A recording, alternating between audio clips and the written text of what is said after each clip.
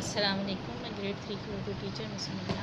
आज मैंने आप लोगों को कारवान उर्दू में सफ़ा नंबर 129 पर अल्लामा इकबाल का 55 चैप्टर पढ़ाया है। आप देखेंगे अल्लामा इकबाल हमारे कौमी शायर हैं। अल्लामा इकबाल ने अपनी शायरी के ज़रिए हिंदुस्तान के मुसलमानों में आज़ादी का जज्बा पैदा किया। अल्लामा इकबाल ने अपनी शायरी के ज़रिए जितना बड़ा और अहम काम किया वो उनसे पहले कोई ना कर सका।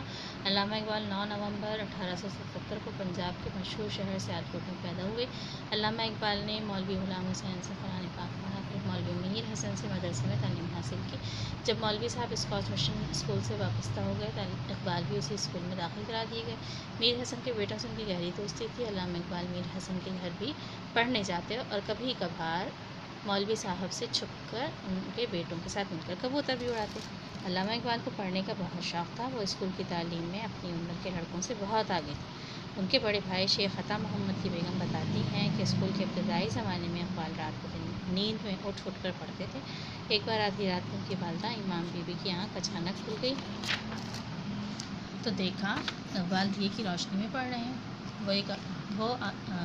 तो एक आवाज़ें भी दी मगर वो टस से मस ना हुए। उन्होंने शानों से पकड़ कर हिलाया और कहा, इकबाल इस वक्त आधी रात को क्या पढ़ रहे हो? सो जाओ, सुबह उठ कर पढ़ लेना।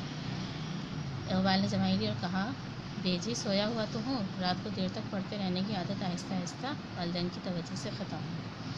1893 में उन्होंने मैट्रिक का इम्तहान दर्जा अव्वल में पास किया और अपने स्कूल में पहली और पूरे पंजाब में 8वीं पोजीशन हासिल की। इस कामयाबी पर इकबाल को 12 रुपये माहाना वजीफ़ा मिलने लगा और स्कूल की तरफ से एक तमगा भी दिया गया। प्यारे बच्चों, अगर आप भी अल्लामा इकबाल की तरह बड़ा आदमी बनना चाहते हैं तो उनकी तरह इल्म से मोहब्बत करना सीखें।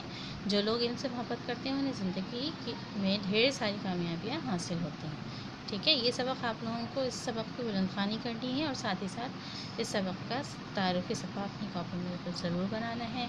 नेक्स्ट क्लास में मैं आप लोगों को उसका थोड़ा सा रिव्यू दूँगी, एक्सप्लेनेशन दूँगी और उसके बाद हम बकिया इसका काम कॉपी में करेंगे। ठीक है, जज़ाकल्लाह खैर।